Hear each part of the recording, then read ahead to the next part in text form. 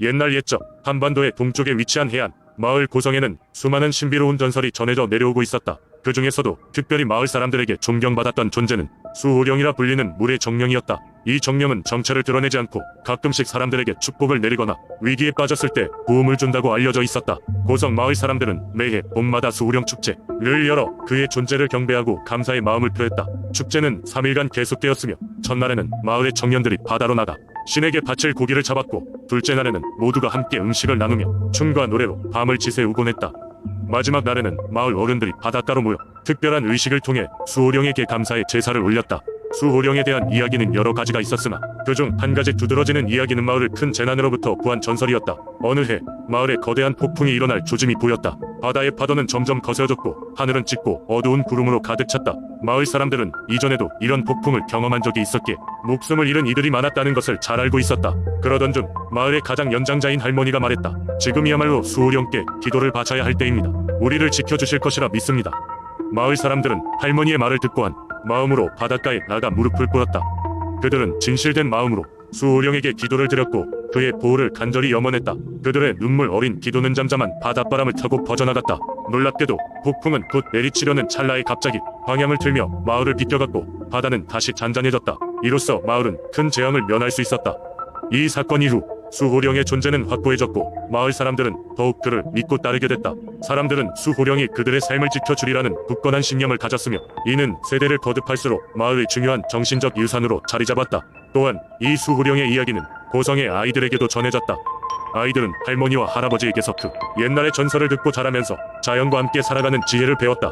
이렇게 수호령은 고성 마을 사람들의 삶과 함께하면서 단순한 전설을 넘어서는 현실 속의 존재로 자리매김하였다. 오늘날에도 고성을 방문하는 이들은 바닷가에 서서 어쩌면 보이지 않는 수호령의 기운을 느끼며 그가 가져다준 평화를 안고 돌아가곤 한다. 이러한 이야기는 사람들에게 자연과의 조화로운 삶의 중요성을 일깨워주며 우리가 살아가는 일상 속에서 도심비로운 존재의 손길이 함께 하고 있음을 상기시킨다. 두 번째 이야기, 옛날 옛적 충청남도 아산의 작은 마을에는 신비로운 샘물이 있었습니다. 이 샘물은 마을 중앙에 위치한 큰 바위 밑에서 흐르고 있었고 그 물이 마르지 않는 한 마을엔 가뭄이 들지 않는다는 전설이 전해졌습니다.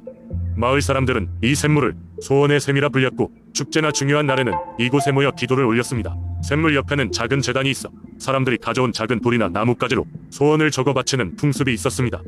어느 봄날 해가 저물어갈 무렵 한 젊은 청년이 마을에 나타났습니다.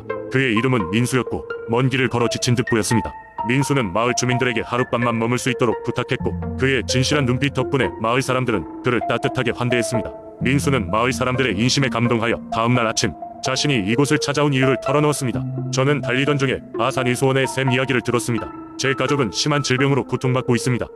그들을 구할 방법을 찾고자 이곳까지 왔습니다. 마을 장로는 민수의 사연을 듣고 깊은 고민에 빠졌습니다. 샘물의 전설이 사실이라면 민수의 가족을 구할 수 있을지도 모른다는 생각이 들었기 때문입니다.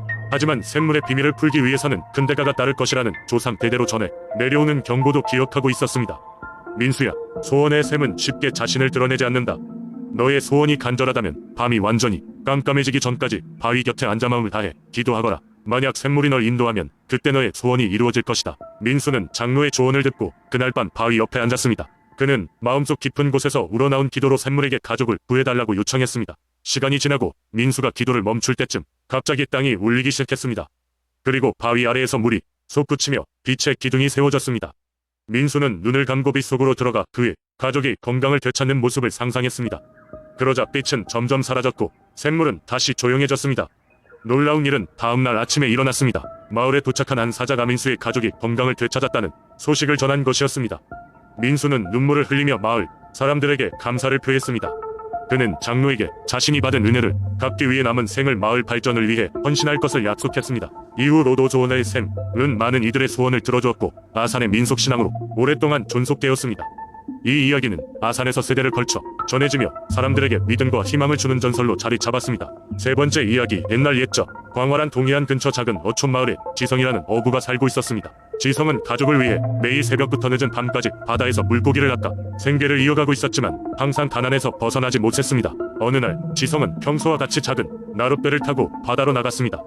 그러나 그날따라 파도는 유난히 거세고 바다는 마치 무언가를 팔려고 하는 장사꾼처럼 소란스러웠습니다. 지성은 몇 시간째 아무런 수확도 없어서 점점 지쳐가던 참이었습니다. 지성은 깊은 한숨을 내쉬며 이제 그만 돌아가야 하나 하고 생각하던 찰나 물속에서 밝은 빛이 환하게 퍼지며 눈부신 광경이 펼쳐졌습니다. 그것은 바로 용왕이었습니다. 용왕은 매끄러운 용의 모습을 하고 있었고 은은한 황금 빛깔을 뿜어내며 물 위로 떠올랐습니다. 용왕은 지성을 바라보며 말했습니다. 오랜 시간 그 무엇보다 바다를 사랑해주고 바다를 섬겼으니 이제 내게 은혜를 내려주고자 한다. 이제부터 이곳에 나타나 수많은 물고기를 너에게 내어줘 너희 배를 가득 채울 것이다. 하지만 한 가지 조건이 있다. 다른 사람들에게는 이 만남을 절대 말해서는 아니 된다. 지성은 두려움과 기쁨이 뒤섞인 어색한 표정을 지으며 고개를 끄덕였습니다. 감사합니다. 용왕님, 절대로 그 누구에게도 알리지 않겠습니다. 그렇게 두 사람은 계약을 맺었습니다. 다음 날부터 지성의 배는 항상 물고기로 가득 찼습니다. 그의 가족은 풍족하게 살게 되었고 마을 사람들 역시 그를 부러워했습니다. 모두가 변한 지성의 삶을 의아해했지만 지성은 용왕과의 약속을 마음속에 묻어두고까지 그 비밀을 지켰습니다. 그러나 시간이 지나면서 마을 사람들의 의심은 커져만 갔습니다. 그중 한 사람은 지성이 매일 바다에 나가며 특별한 의식을 치르는 장면을 목격했다고 소문을 냈습니다. 그 이야기는 삽시간에 널리 퍼져 마을 장로들에게까지 이르게 되었습니다. 장로들은 지성을 불러 그렇게 많은 물고기를 한 번에 잡을 수 있었던 이유를 추궁했습니다.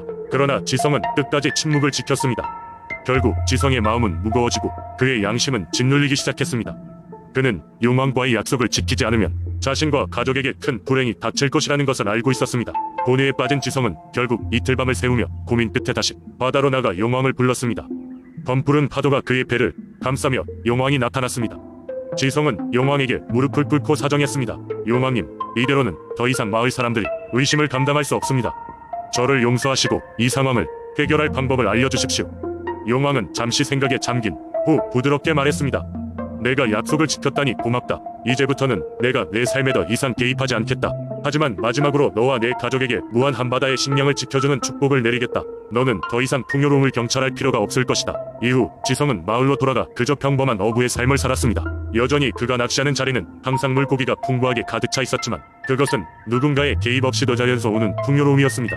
마을 사람들은 지성의 변화에 대해 조금씩 이해하게 되었고 지성은 평범한 행복을 누리며 가족과 함께 평온한 시간을 보냈습니다. 그리고 시간이 흘러도 그날의 이야기와 용왕과의 만남은 전설이 되어 마을 사람들의 입에서 입으로 전해졌고 바다에는 여전히 묘한 기운과 평안이 깃들어 있었습니다.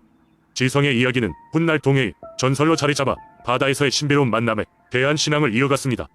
네 번째 이야기, 옛날 옛적 안동의 한 조용한 마을에는 사람들에게 신성하게 여겨지는 매화나무가 하나 있었습니다. 이 나무는 마을의 중심에서 자랐고 그 아름다운 꽃은 봄마다 사람들의 마음을 사로잡곤 했습니다. 하지만 그 나무가 특별한 이유는 단지 꽃의 아름다움 때문만은 아니었습니다.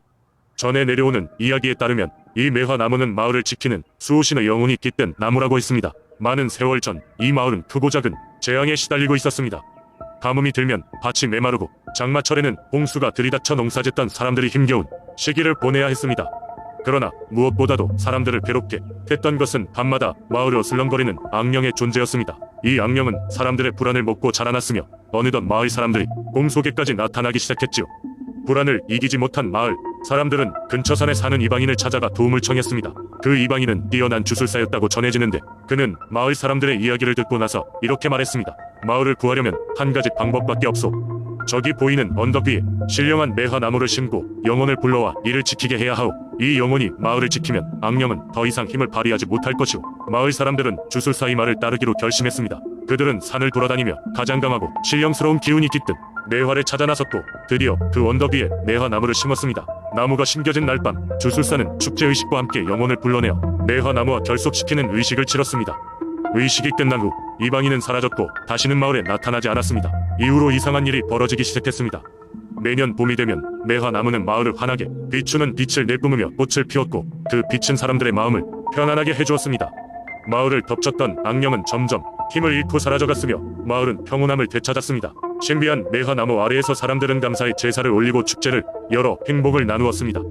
세월이 흐르며 마을도 많은 변화를 겪었지만 그 매화나무는 여전히 그 자리를 지키며 후손들에게 신성한 이야기를 전하고 있습니다.